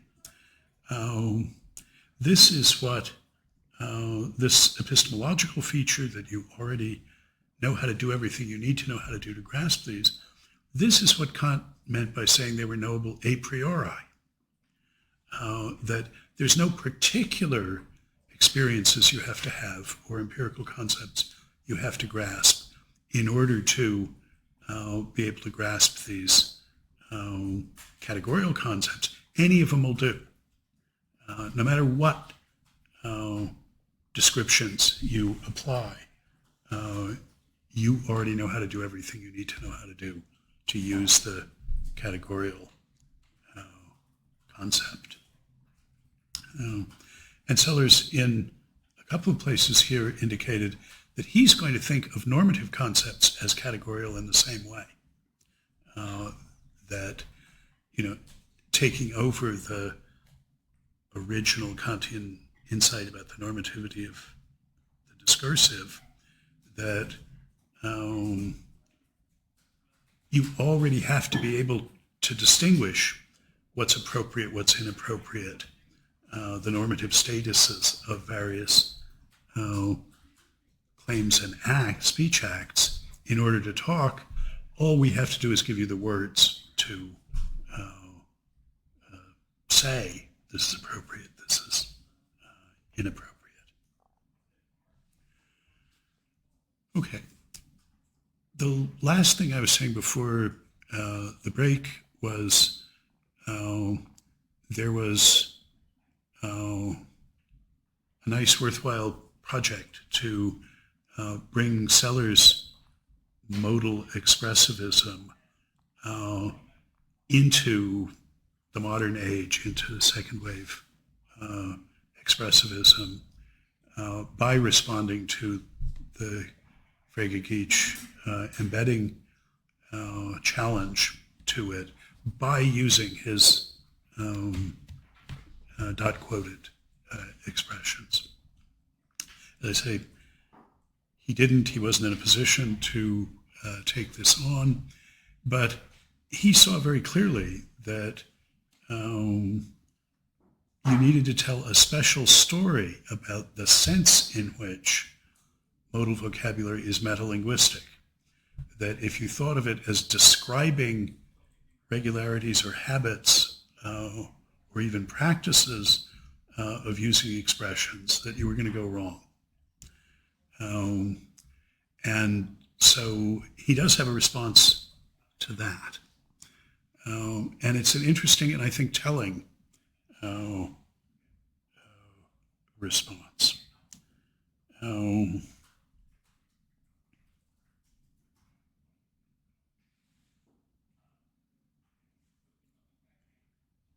He realized that in saying that all A's are necessarily B's, that all samples of copper will melt at 1,084 degrees, you aren't saying anything about linguistic expressions.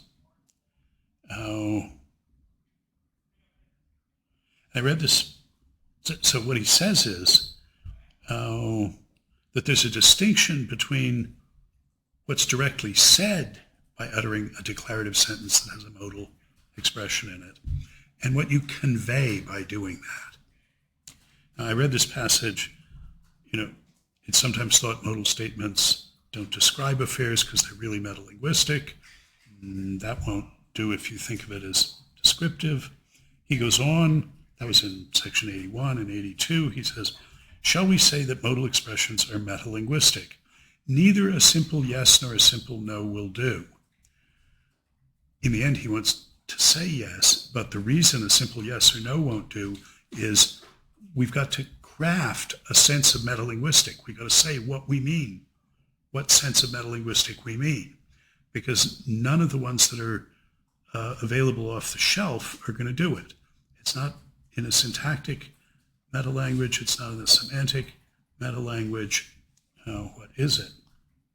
He says, as a matter of fact, once the above considerations are given their proper weight, it's possible to acknowledge that the idea that they're metalinguistic in character oversimplifies a fundamental insight.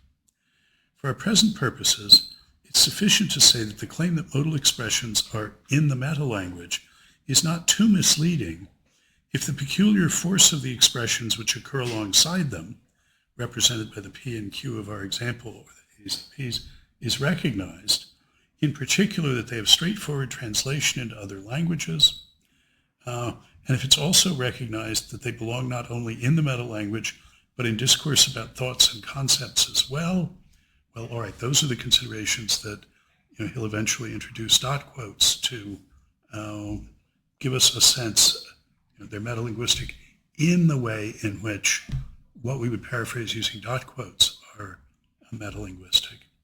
But he says, and we must here as elsewhere, so the elsewhere is saying, so this is not special pleading, we need to do this anyway, draw a distinction between what we're committed to concerning the world by virtue of the fact that we have reason to make a certain assertion, and the force in a narrower sense of the assertion itself.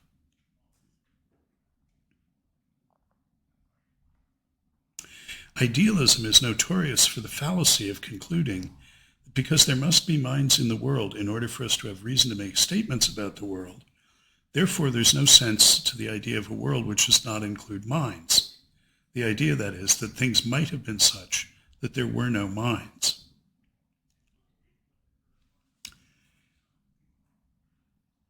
He appeals here.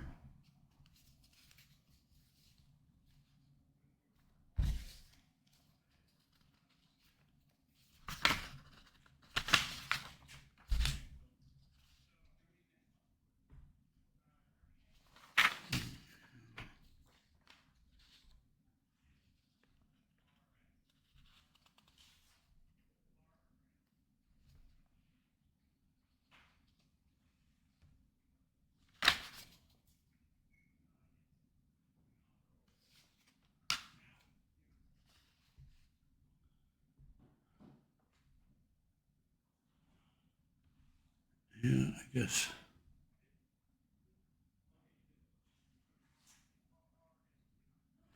Okay. I'm not finding just the passage I want.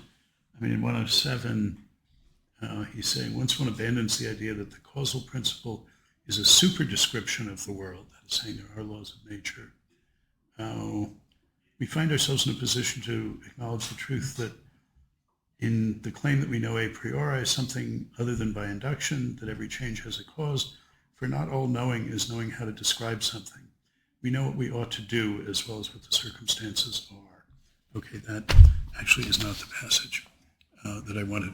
He says, there's more than one way for an expression to have the force of this metalinguistic statement. And he appeals back to a distinction that he had mentioned with an example in inference and meaning.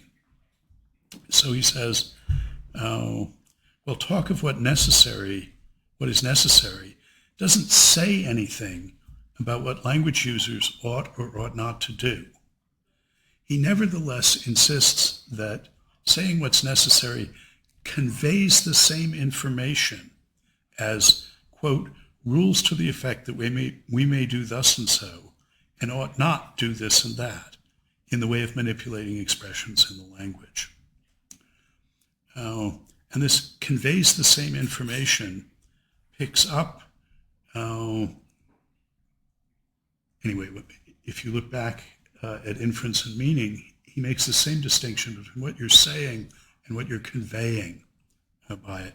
And his example there is, when I say the sky is clear, I have both said something about the weather and conveyed something about my beliefs.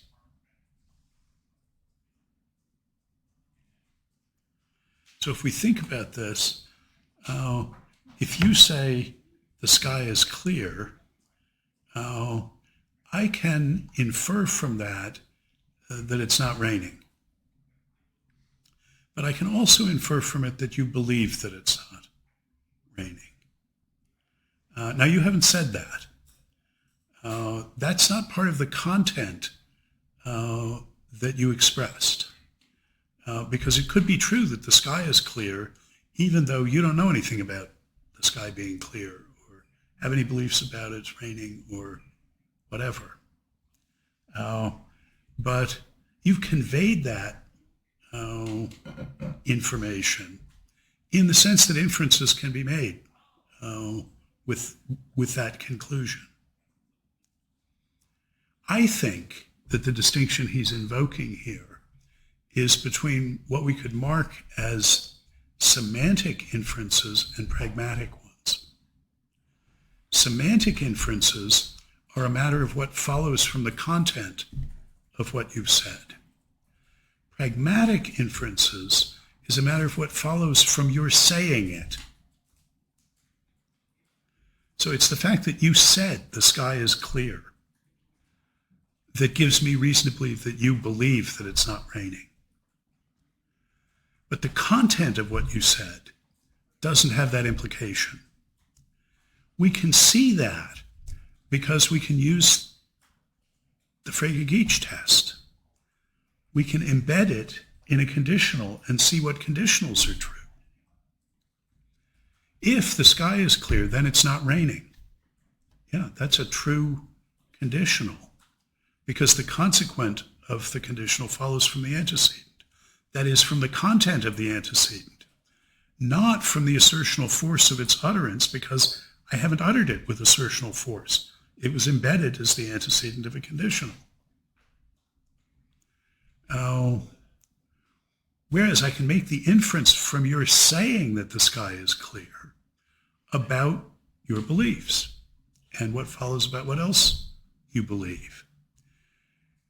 The conditional, if John says the sky is clear,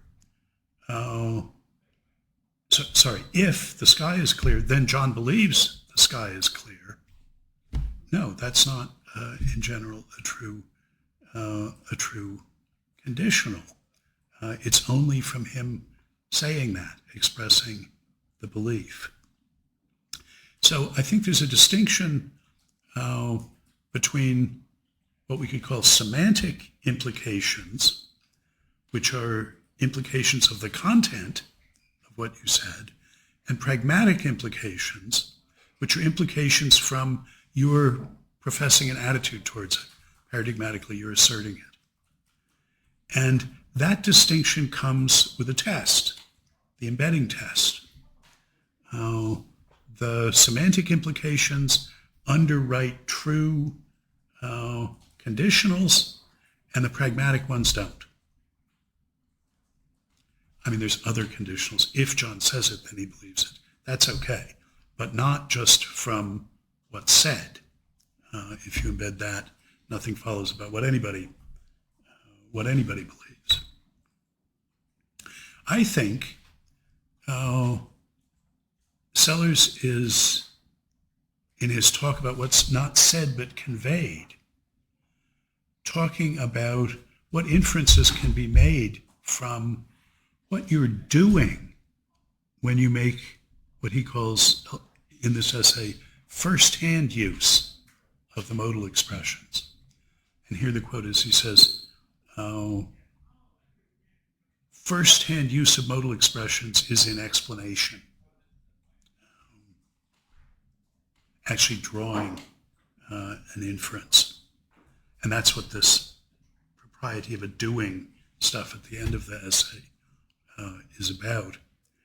I think the sense in which Sellars' account of modal vocabulary is metalinguistic is that it's in a pragmatic metavocabulary, a vocabulary for talking about what you're doing rather than for talking about what you're saying. And the insight that he's working with is that what I'm doing when I say that all A's are B's, that all copper melts at 1,084 degrees C, what I'm doing is endorsing a pattern of inference.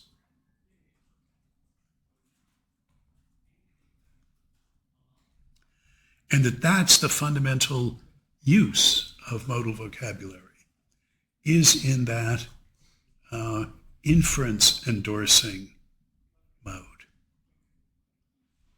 Now that doesn't say what you're saying in a Frege-Geach embedding test sense. That's not giving us an account of the semantic content, the embeddable content of the expression.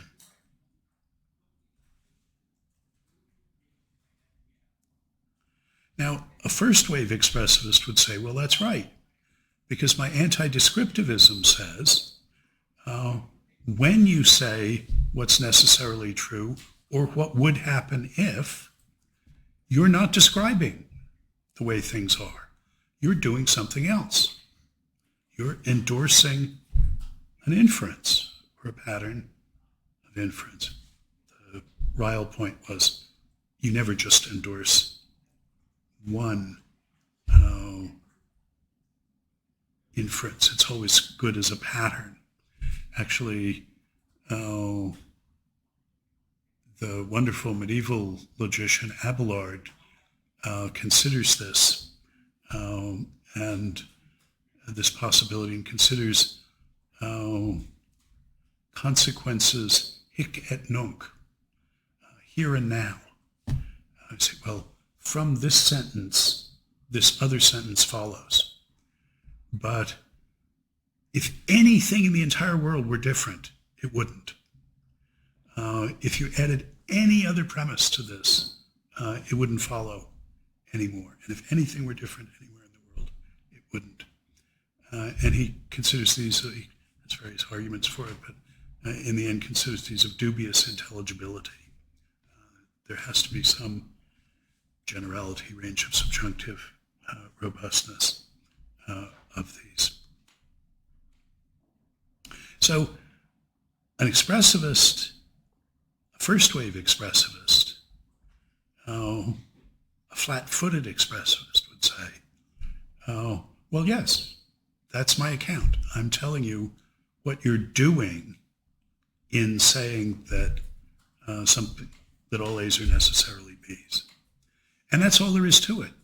There is no answer to the question, well, but what are you saying in the sense of how are you describing the world as being? There isn't anything with truth conditions like that involved. The trouble is, it sure looks as though there is if we think about embedded uses as well. It looks like we need something. Embedding strips off the pragmatic force. When you use it as the antecedent of a conditional, you're not any longer asserting it. You're not endorsing any inference anymore. So how is it that we can have this consequence? Well, that's why I said I think there's a challenge to say what second wave metalinguistic modal expressivism would look like. Now, if, as I hope, some of you are tempted to try your hand at seeing what could be done to help Sellars out here, move to the second phase of expressivism by looking at the resources that dot quote expressions give him, don't look at contemporary ways of addressing this question. The most prominent contemporary modal expressivist is Amy Thomason, and she's very much aware of this challenge to expressivism about modal things, not helping herself to Sellarsian apparatus, but I'm saying try and do it without peeking ahead in what she's doing. If you're a global expressivist and think that descriptive representational semantics is never appropriate, this is Hugh Price, is our global expressivist. You've got to worry about these embedded occurrences. He's Simon Blackburn's Nachfolger in the Bertrand Russell Professorship at Trinity College, Cambridge. Been working hand in glove with Simon for decades now, very much aware of this issue. He's not specifically a modal expressivist, he's a global expressivist. Came to it from the philosophy of physics, because talk about time is not descriptive of the world. on his account. So this is a challenge. I think that it's an instance of a very general question. And that question is, what's the relation between what you can say in semantic metavocabularies about the content of expressions? And mind you, I think representational ones are only one subspecies. There's inferential ones and so on. And there's some that are both. But what's the relation between what you say in semantic metavocabularies about what you're saying in an object vocabulary and what you're saying in a pragmatic metavocabulary about what you're doing when you use the expressions in the object vocabulary? And in particular, what kinds, if any, of expressivist accounts in a pragmatic metavocabulary of what you're doing in using expressions in the object vocabulary preclude giving, say, descriptive representationalist accounts of what you're saying in the object vocabulary in a descriptivist representationalist semantic metavocabulary.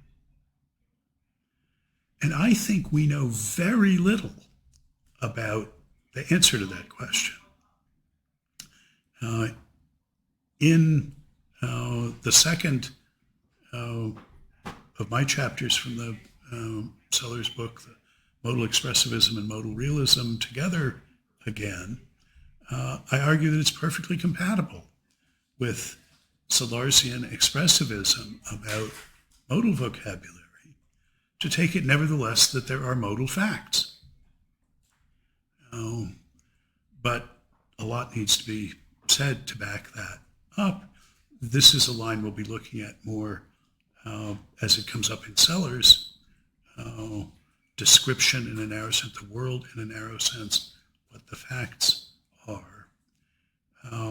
But the entire topic of my Locke lectures in between saying and doing is looking at the ways in which semantic and pragmatic metavocabularies can interdigitate and ramify so that you can talk in a semantic metavocabulary about the semantics of the pragmatic metavocabulary that you use to describe an object vocabulary, and so on. And there are often striking asymmetries between the expressive power of these various vocabularies. The one I'm particularly interested in the very first chapter, sort of used to introduce the topic, is that there's certain syntactically, Chomsky showed this sort of hierarchy of what automata could deploy various vocabularies. Just in the sense deploy means tell the difference between a licit string of symbols and one that was not licit. And depending on sort of what the rules are for determining whether it's a string that's in the language or not, purely syntactic, there's a hierarchy of different kinds of automata that can compute these different grammars. But one of the simplest of those can specify everything that all of those automata needs to be able to do in order to compute. So an automaton that cannot tell the difference between a sentence and a non-sentence in a certain grammar is entirely adequate to specify the automaton that can tell the difference, to say everything it needs to describe to specify everything that it needs to do to tell the difference between the program of an automaton that can compute it and one that doesn't. Something that is impossible in the hierarchy of semantics. If you jump over and look at the pragmatic metavocabularies, you can shift things around. Well, I mean, this is something late in the game I'll talk about, but if you're curious about it, that's that first chapter of Between Saying and Doing, making this case. I think Sellars has gotten himself to an exciting place here, just to the point of asking this question. And it's made more pointed by the development very soon after this of the realization that leads us to second wave expressivism from first wave. I mean, I see meta-ethical expressivism. I mean, I'm interested in meta-normative, not specifically meta-ethical, but I see that issue as also an issue about the relation between what you can say in a pragmatic metavocabulary and what you can say only in a semantic metavocabulary. Anyway, Sellars, I think, saw that his notion of his distinction between what you say and what you only convey, what I've tried to make more precise by talking about semantic and pragmatic inferences distinguishable by the Frege-Geach test. I think he saw that though there was something right about that he hadn't solved the problem.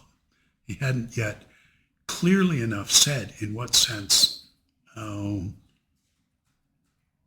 modal vocabulary is metalinguistic. He had not picked out, he had not specified a sense of metalinguistic that would meet all the criteria of adequacy. And I conjecture that the reason he never revisited this is he never figured out how to do that. But I think he brought us to the edge of this very interesting question that ramifies beyond the treatment of modality. And we'll see the question of how to delineate the vocabulary that has a narrowly descriptive use, whose content is specifiable in a certain kind of semantic representational metavocabulary. That comes up again for Sellars when he wants to distinguish the world in the narrow sense from the world in a wider sense, which is the metaphysical question that we'll be devoting the rest of this seminar to. So, if you look at that diagram, the overarching diagram, you'll see that at the halfway point here, 7, we've talked about half of the rectangle there. And one of our big metaphysical questions is, what's the difference between the two halves of the rectangle there? But that's introduced in his essay, Philosophy and the Scientific Image of Man. That's where he introduces the idea that he then makes so much more of in his Locke lectures, Science and Metaphysics, that is his version of Kant's transcendental idealism.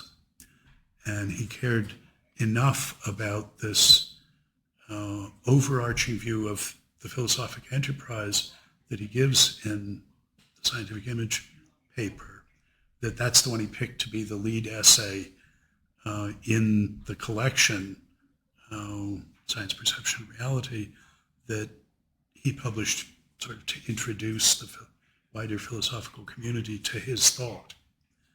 It should have been EPM, I think, but that was not his view. Anyway, that's what we'll be reading next time, and it is much easier to read than EPM, but it is just the beginning of the metaphysical account.